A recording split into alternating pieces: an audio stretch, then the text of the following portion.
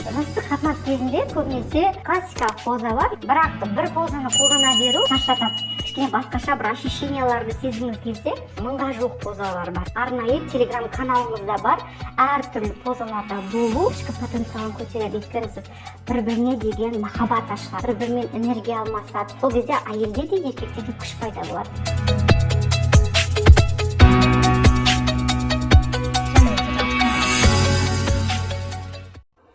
Сәлем алтындарым, сіздерден күшті маған хаттар келіп жатыр.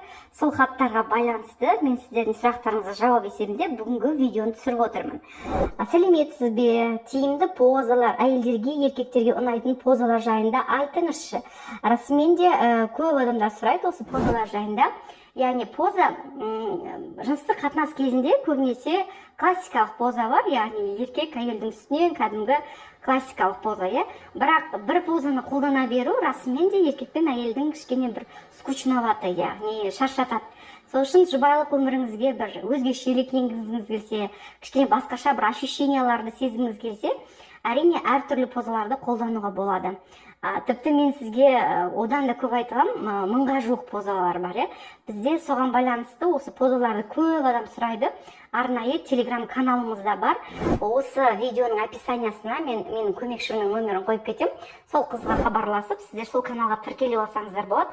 Ол телеграм каналда позаларды сіздерге көрсетіп отырамыз, яғни әр позаны салып отырамыз. Сол позаларды әйеліңізбен, күйеуіңізбен, өзіңіз жұптарыңызда қолданып, қайсы сізге ұнайды, ұнамайды көрсеңіздер болады. Яғни бұл позаларды, яғни сондай әртүрлі ракурста, жыныстық қатынаста болуды бұрынғы заманнан адамзат баласы білген. Яғни оны қолданған, тіпті білесіздер, шығыста Камасутра деген соған арнайы кітап бар.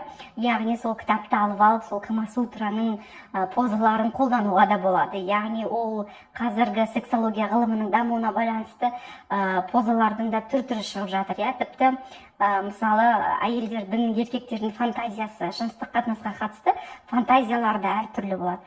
Сондықтан бір жұбайлық өміріңізде күнделікті бір қатып қалған позада емес, әртүрлі позаларда болу, ол адамның біріншіден потенциалын, ішкі потенциалын көтереді. Өйткені сіз мысалы ұйықтап тұрған кезде бодрый болып, жаңағы шабытыңыз ашылып тұрасыз. Егер ұйқыңыз қанбай жүрсе, қанша жерден талантты болсаңыз да, сіз уже бір күн өшесіз.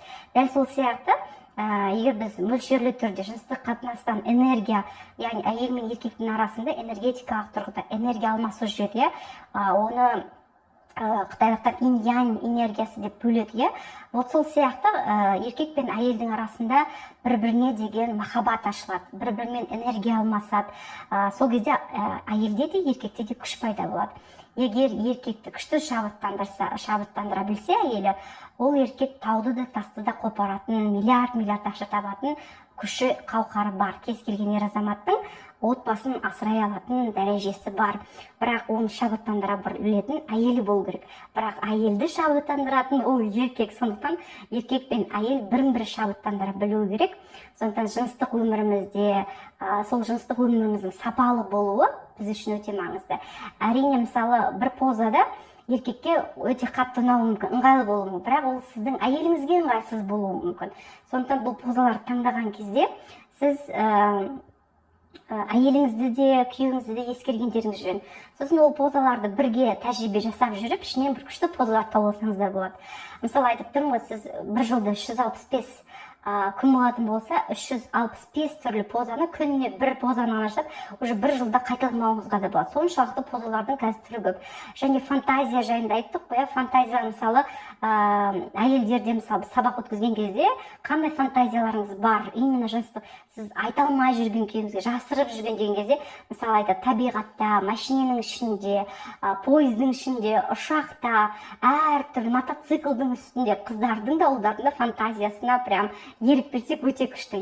Яғни ол біздің дінімізде рұқсат етілген дүние, яғни өзіңіздің ерлі-зайыптылар өзге адамдарға көрсетпей, сондай бір өздерінің фантазияларына, неге машинеде бір орманға жеке-жеге барып алып, неге екеуі болмасқа әртүрлі позаны көрмеске, рұқсат етілген дүние. Бірақ рұқсат етілмеген харам дүниелер де бар. Мысалы, позалардың ішінде, мысалы, аналды жыныстық қатынас деген нәрселер мүлдем рұқсат етілмеген. Оларды жасамай ақ қойыңыздар. Өйткені қазір позалардың ішінде де мысалы для анального проникновения, соған удобно деген позалар бар. Оларды вообще ойламай ақ та қойыңыз, жасамай ақ та қойыңыз. Өйткені біріншіден әйел денсаулығына өте қауіпті, инвалид болып қалуы мүмкін. Үлкендер етін ұстай алмай, прям ертең әйеліңіз сасып жүретін болады, үлкендер етін. Геморрой шығып кетеді, потом қиналып жүреді. Екіншіден, рак прямой кишки болуы мүмкін. Үшіншіден, сізге өзіңізге ол нәжіс шығатын жер болғандықтан, өзіңіз ойлаңызшы, сіздің жыныс мүшеңіз нәжістің органына, прямо как будто сіз унитазға оны малып болған сияқты, иә, сондай сізге де ол неприятно. Екіншіден, ол дінімізде харам, өйткені Алла тағала айтқан, әйелімен арт жағымен жыныстық қатынасқа түскен еркектің даже жүзіне қарамаймын деген, яғни соншалықты жиіркенішті, ол адамға даже қарағымсы келмейді Алла тағаланың.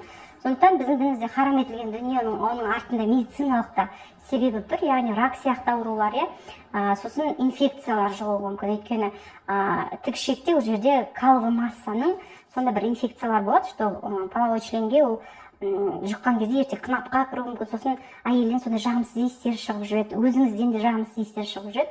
Сондықтан аналды жыныстық қатынастан мүлдем бас тартқаныңыз жөн.